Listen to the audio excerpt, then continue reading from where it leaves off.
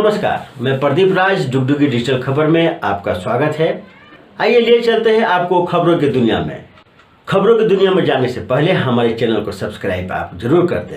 कोयलांचल धनबाद में प्रधान खंडा स्टेशन के समीप हुए हादसे के बाद रेलवे अधिकारी और ग्रामीणों के बीच लगभग 12 घंटे के बाद सहमति बनी। सहमति के बाद सभी चारों शवों को बाहर निकाला गया। घटना मंगलवार देर रात की है। धनबाद रेल मंडल के निर्माणाधीन अंडरपास पर बगल से गुजर रही एक मालगाड़ी के बाद अंडरपास के नीचे मिट्टी भर कर गिर गई, जिसमें 6 मजदूर दब गए। 2 मजदूर किसी तरह अपनी जान बचाने में कामयाब रहे, लेकिन 4 मजदूर मिट्टी में दबकर अपनी जान गंवा बैठे। घटना लगभग 9 बजे की है, लेकिन रेलवे के अधिकारी देर रात 11 बजे के बाद घटनास्थल पर पहुंचे, जिसको लेकर ग्रामीणों में काफी आक्रोश देखा गया। स्थानीय लोगों और सुरक्षा व रेलवे अधिकारियों के बीच रात में जमकर तीखी नोकझोंक भी देखी गई। ग्रामीणों ने शव को बाहर निकालने से मना कर दिया। रात में ही बातचीत के कई दौर चली, लेकिन सहमति नहीं बन पाई।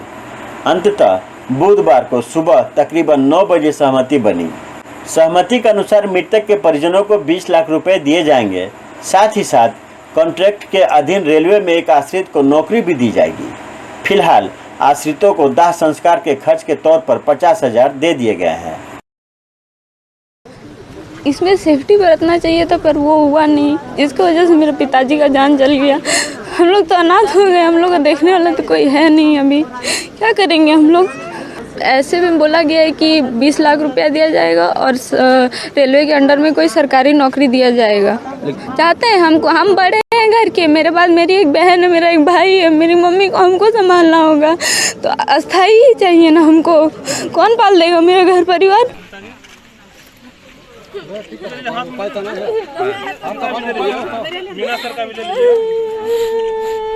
यही घटना रात की है और रात को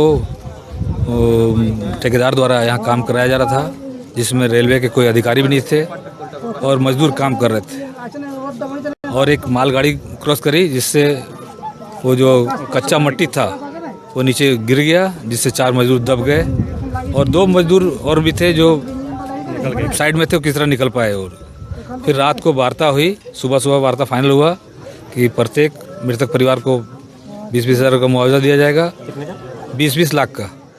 और अभी क्रियाक्रम के लिए 50-50 हज़ार रुपया दिया जाएगा और परिवार के किसी सदस्य को रेलवे के ठेकेदार के अंडर में नौकरी भी दी जाएगी। झारखंड में इन दिनों सरकारी स्कूल और उसमें होने वाली प्रार्थना और साप्ताहिक अवकाश को लेकर हंगामा मचा हुआ है। ऐसा ही मामला सिमडेगा में देखने को मिला।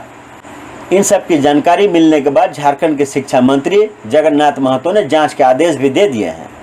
कहा जा रहा है कि इन स्कूलों में कई सालों से ऐसी परंपरा चली आ रही है। यही नहीं, कई स्कूल ऐसे भी हैं जिन्हें ग्रामीणों ने बिना किसी सरकारी अनुमति के ही उर्दू स्कूल में बदल दिया है। सिमडेगा में भी राज्यकृत उर्दू स्कूल भट्टी टोली और राज्यकृत उर्दू स्कूल खैरन टोली में प्रार्थना हाथ जोड़कर नहीं की जाती है। इस मामले पर जब क्षेत्र शिक्षा पदाधिकारी विनोद कुमार से बात की गई तो उन्हें भी इस बात की जानकारी नहीं थी।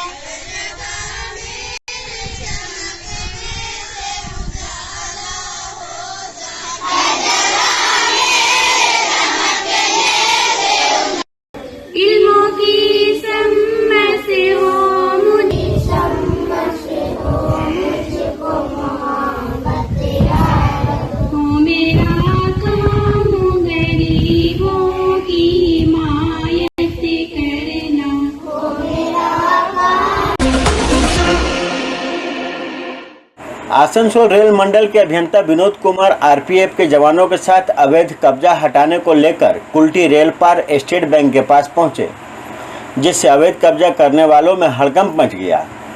स्थानीय पार्षद सलीम अख्तर ने रेलवे अधिकारी से खाली करने का समय मांगा, लेकिन बात नहीं बनी। वहीं नगर निगम के पूर्व मेयर तबस्सुम आरा ने आसनसोल के डीआरएम से बात कर अवैध कब्जा खाली करने को लेकर 72 घंटे का समय देने की मांग की, जिसे रेल प्रशासन ने स्वीकार कर लिया। लेकिन इसके बावजूद मंडल अभियंता विनोद कुमार ने बुलडोजर चलाकर अवैध कब्जा खाली कराने की प्रक्रिया शुरू कर दिया। इस दौरान रेल अधिकारी को लोगों का विरोध का सामना भी करना पड़ा।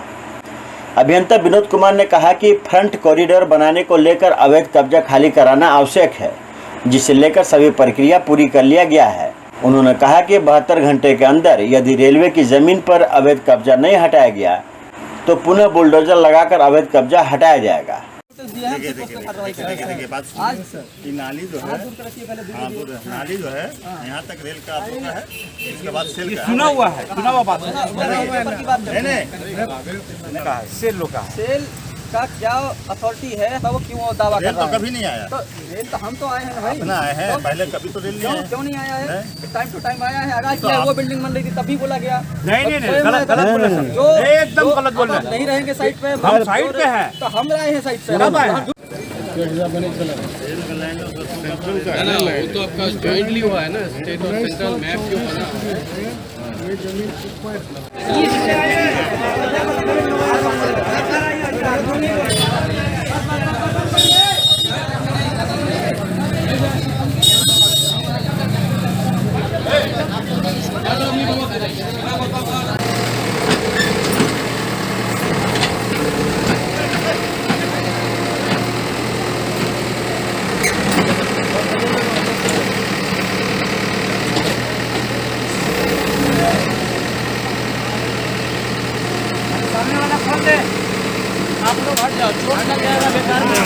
देखिए यहाँ पर रेलवे की तरफ से आज इन लोगों को 6 लोगों के नाम पर नोटिस आया था तोड़ने के लिए, तो आज ये लोग अचानक आए हैं तोड़ने के लिए। तो कोई भी आदमी गरीब आदमी है, अब अचानक रेलवे कहेगा कि तोड़ेंगे ले लेंगे, ठीक है भाई लीजिए, देने के लिए लोग तैयार है, लेकिन इन्हें थोड़ा सा समय चाहिए, इन्हें 72 घंटा का वक्त चाहिए। इन लोगों ने 72 घंटा का वक्त मांगा है। हमने भी रिक्वेस्ट किया, डीआरएम सर से बात भी की है, चिट्ठी भी किया है मैंने। आज हमने डीआरएम सर को कॉल किया, सर हमें कम से कम 72 घंटे का वक्त दीजिए, क्योंकि काफ़ी गरीब लोग हैं। लोगों का एक ही कहना है कि कोई भी चीज़ सामान तोड़ा जाए तो शुरुआत से किया जाए, बीच से आखिर क्यों हो रहा। ये पब्लिक का अंदर खौफ है कि आखिर बीच से क्यों हो रहा। हर अनजान आदमी, कोई भी खाता कमाता डेली आदमी ये सब नहीं समझ सकेगा, उनको समझाने होगा। लेकिन रेलवे अपनी जिम्मेदारी को नहीं निभा रहा, डायरेक्ट तोड़ने के लिए चला रहे हैं। तो ये इन लोग रेलवे से मैं रिक्वेस्ट करूंगी, डीआरएम सर से रिक्वेस्ट करूंगी कि आप गरीबों के बारे में सोचिए। प्रशासन ये है कि ये जो कॉरिडोर होने जा रहा है उसके लिए डीआरएम की तरफ से ये प्रशासन लोग आए हुए हैं तोड़ने के लिए। हम लोग के पास में 2 मकसद है, 2 हम लोग के प्रपोजल रखा है। एक ये कि हमने पूरे मैंने प्राइम मिनिस्टर से लेकर के चीफ मिनिस्टर तक जो लोग हैं सबके पास में हमने चिट्ठी किया है, आपके बाई पोस्ट किया, ये चिट्ठी है, ठीक है। तो हम लोग गरीब लोग हैं, यहाँ के गरीब लोग जनता है, लानी इस पार के जो भी लोग हैं, ये लोग ऑलरेडी बीपीएल फैमिली से बिलोंग करते हैं। हम लोग का कोई सोर्स ऑफ इनकम नहीं है, नहीं तो 2-4 पान गुमती है या दुकानदार है। हम लोग यहाँ पे 100 रुपये का रोटी करते हैं। कम से कम इसको छोड़ कर आपको जो करना होगा आप लोग कीजिए। लेकिन ये लोग ये नहीं बोले, ये लोग बोले कि हम लोग बेघर मैंने इंस्ट्रक्शन का हम लोग पूरा तोड़ेंगे। कुमारदुबी ओपी अंतर्गत 3 कोनिया मोड़ कुमारदुबी क्लब के समीप रहने वाली नर्स रेखा साहू के घर में मंगलवार की रात करीब 2 बजे घुसे अपराधियों ने 2 लाख का सामान लूट लिया। अपराधियों की संख्या करीब 8 से 10 की थी और सभी हथियारों से लैस थे। इस दौरान रेखा साहू को बंधक बनाकर 50,000 नगद सहित 2 लाख रुपए के जेवर आदि लेकर निकल गए। पीड़िता रेखा साहू ने इसकी शिकायत कुमारदुबी ओपी में की है। रेखा साहू ने बताया कि रात करीब 12 बजे खाना खाकर वो अपने कमरे में सोने चली गई। रात करीब 2 बजे अचानक 8 से 10 की संख्या में डकैत उसके घर की 4 दीवारी फांदकर अंदर घुस आए। दरवाजा तोड़कर उसके कमरे में घुसकर अपराधियों ने उसके हाथ पैर बांधकर मुंह पर पट्टी चिपका दी। मुझसे मेरे अलमारी की चाबी लेकर डकैतों ने 50,000 रुपये नगद निकाल लिए। इसके अलावा सोने के कान की बाली, अंगूठी व गले की चेन भी वह अपने साथ ले गए, जिसकी कीमत करीब 1.5 लाख रुपए होगी। बताया कि सभी अपराधी नकाब पहने हुए थे और हिंदी में बात कर रहे थे। रेखा अर्स नर्सिंग होम सरबरी पश्चिम बंगाल में डॉक्टर के असिस्टेंट का काम करती है। हम यहाँ पर सोए हुए थे पूजा वाला रूम में। 11:30 बजे खाना पीना खा के 12 बजे के करीब हम सोए हैं। रात 1:30 बजे 1:30 या 1:45 बजता होगा। 2 बजे रात को 8-10 लड़का दीवार फान के घुसा है। पहले पूजा वाला रूम में घुस के मुंह हाथ मेरा पूरा गोड़ हाथ दोनों गोड़ बांध दिया, दोनों हाथ बांध दिया, आंख मुंह पूरा पट्टी से कर दिया और गर्दन में ओढ़नी से पूरा बांध के नेटी पहले दबा है और फिर उसके बाद में पेट के ऊपर में चढ़ के मुंह हाथ में पूरा मारा है और मार के फिर बोला चाबी दो न तो मार देंगे, खत्म कर दो। एक लड़का बोला खत्म कर दो, दूसरा लड़का बोला नहीं पैसा लेके उसको छोड़ दो, तीसरा लड़का कुछ और बोल रहा, दूसरा 3-4 लड़का और भी 1-2 तो गलत वर्ड बोला। इस तरह करते हुए चाबी लिया है। अलमारी में पैसा था, कल पेमेंट हॉस्पिटल से लेके आए थे करीब 50,000 रुपया नकदी और हाथ में अंगूठी था, अंगूठी हाथ से खोल लिया सब। गला में चेन था वो भी खोल लिया और अलमारी में एगो कान वाला था वो मैंने 1.5 लाख का जेवर और 50,000 रुपया नकदी लेके गई। रोहतास जिला के राजपुर थाना क्षेत्र के आमारी के पास बीते रात एक पिकअप वैन की ठोकर से गौतम कुमार नामक 16 वर्षीय किशोर की मौत हो गई थी। इस घटना से आक्रोशित परिजनों ने बुधवार की सुबह से ही मुआवजे की मांग को लेकर राजपुर में सड़क को जाम कर दिया। आरोप है कि नशे की हालत में एक पिकअप वैन चला रहे ड्राइवर राजेंद्र सिंह ने यह ठोकर मारी है, जिसमें हृदय ठाकुर का 16 वर्षीय पुत्र गौतम कुमार की मौत हो गई। मृतक सवैया गांव का रहने वाला था। परिजन मुआवजे की मांग कर रहे थे। मौके पर पुलिस पहुंचकर आश्वासन देते हुए सड़क को जाम से मुक्त कराया।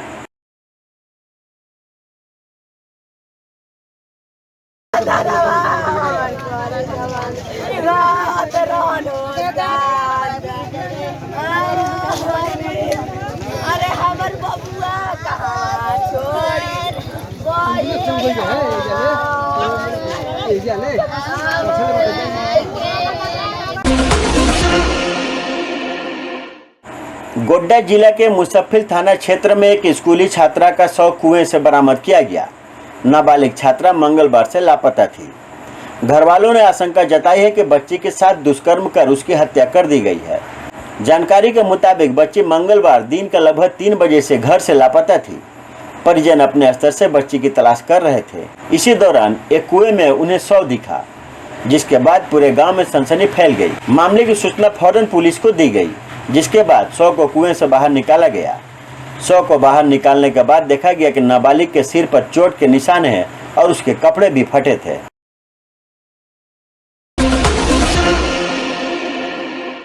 गायत्री शक्तिपीठ गायत्री नगर बड़ाकर में गुरु पूर्णिमा पर बुधवार को गायत्री यज्ञ का आयोजन किया गया, जिसमें मुख्य अतिथि कुल्टी विधायक डॉक्टर अजय कुमार पोद्दार को अंग वस्त्र पहनाकर व तिलक लगाकर संस्था के प्रबंधक ट्रस्टी विजय कृष्ण खेमानी ने सम्मानित किया।